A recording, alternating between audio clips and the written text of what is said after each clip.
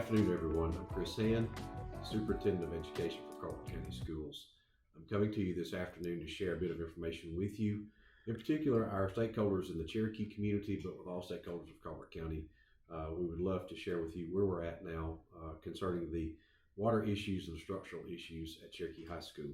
I'd like to go back and share with you just a timeline of events so everyone can have a clear understanding of what has taken place and when it's taken place, and why it has taken this length of time for us to get to the point where we have almost all information that's necessary to make responsible decisions. Going back to the spring of 2021, shortly after I came to office, we were very happy to know that there was new units installed at the Cherokee Gymnasium. Those units were much larger than the old units that had been there. They also were pulling much more condensation from the air, so we were very concerned once that the floor started to buckle inside the gymnasium. And of course, our initial concerns were that the floor buckling was caused by the large amount of water being pulled out of the air by these new units. And of course, that water in the form of condensation was being put back into the ground close by the units. We reached out to our architect over the project, also to the mechanical engineering group that was responsible for the design and for the installation of the HVAC units. And of course, as we watched the floor continue to buckle, as all of you are aware, we called on other folks to come out and to help us assess the problem. There were floor samples taken, there were water samples taken. I reached out to a hydrologist out of Huntsville to come out and to look at the issue, because once again, our concern was that we felt that this was an issue related to the newly installed units. We reviewed the historical data and the water issues, because that was brought to our attention as well. And one of the things that we were made aware of was back in 2018, local legislators were able to have money allocated to help with another water issue just on the other side of the hill from the gymnasium. And that was water that was leaching onto the football field. And so just over $38,000 was given to put some mitigating measures into place to help with that. And of course, as of the time that this issue with the floor took place at the gym, the football field still was experiencing water issues. Coming forward shortly thereafter in 2020, Carlton County School Systems updated all their science labs throughout all their school systems, and at Cherokee High School, we experienced some water issues there. Our architect shared with me some information and some pictures of the concrete slab in the lab floor. Once that slab was cut, they had to install sump pumps there to keep water pumped out from underneath the slab, just so that the PVC pipe fittings could dry. And so we realized that was an issue as well, even up to 2020. As we spoke with Mr. Hyde and with others about other potential hazards related to water, we learned also that there is currently standing water under the auditorium. Some years ago, a sump pump that's controlled by a float switch was installed to constantly pump out the water that is flowing from a natural source and is collecting under the auditorium. Of another concern is water that's penetrating and leaching into the foundation walls in the auditorium. And of specific concerns was the water that was penetrating in behind where our main source of electricity for the campus of Cherokee High School, where it enters the building. And so all these things have been taken into account. And I'd like to say, here again, I know there was a bit of confusion at the time, and still may be. Many people could not understand why we just couldn't fix the gymnasium floor. And I want to be clear here and say that the initial estimates to fix the floor were just over $300,000. And so we wanted to explore all options before just simply paying $300,000 to put new wood down over old, especially since we realized that this water problem was much more extensive than what we initially thought. The final inspection for the HVAC in the gymnasium, that closeout and walkthrough was in September. And so the Alabama Department of Risk Management had representatives here, and they are the state entity that insures all of our grounds and our buildings. Also, there were others here from the engineering groups and the design groups. And so we received a letter shortly thereafter from the Department of Risk Management stating that their findings were that this was a groundwater issue. This was not caused by the HVAC system. It was simply a groundwater issue that was beyond anyone's control.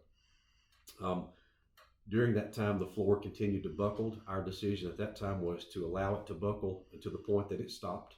And of course, as many of you know, that amount of buckling wound up being about 60 feet long from the west end of the gymnasium nearly to mid-court, and about 16 feet wide.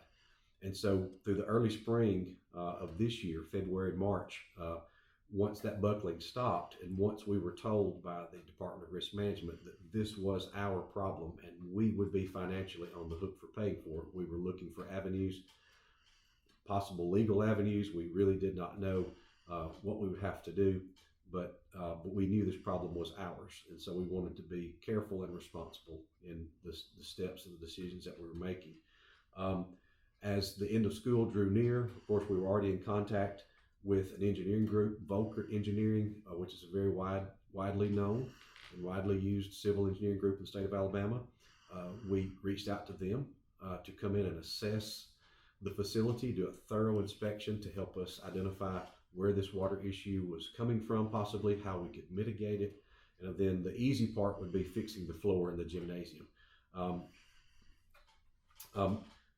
Their plans were to come in early August. Of course, we would have loved to have done it sooner than that, but we do work according to their timelines, and they, along with others, are shorthanded like everyone. But the decision was also made that since the buckling seemed to have ended, there was no more extension of the damaged floor than to the point that it was then. We decided to have J.K. Johnson cut out the floor, and we did that at a cost of $15,000. And the effort there was to provide at least a usable surface for our kids to graduate on and for the gymnasium to be used for practice and for camp purposes during the summer. As I said, Volkert Engineering showed up the first week in August. They started their assessments, and they assessed all three high schools, actually, just for good measure.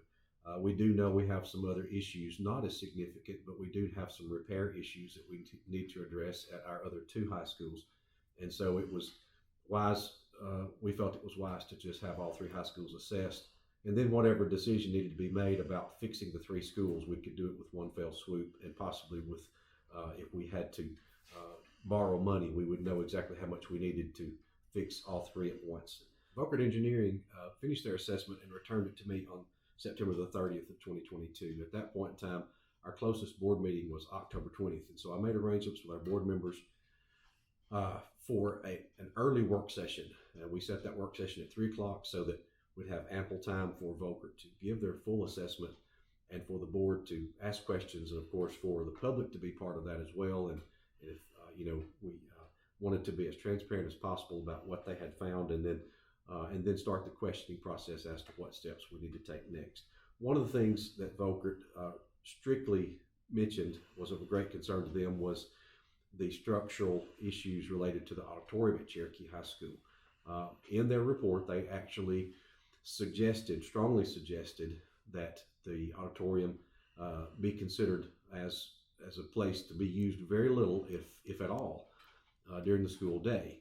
They did not address any immediate life safety concerns, but they did say that it would be advisable for us to pursue having a structural engineer to come and assess the situation. And so we did do that. Immediately thereafter, we reached out to Mr. Craig Wynn of Structural Design Group out of Hoover, Alabama. He came up last week and did his assessment, and that report was returned to me the day before yesterday. And in that report, Mr. Wynn did identify that he has some very significant concerns with the possible structural issues with the auditorium.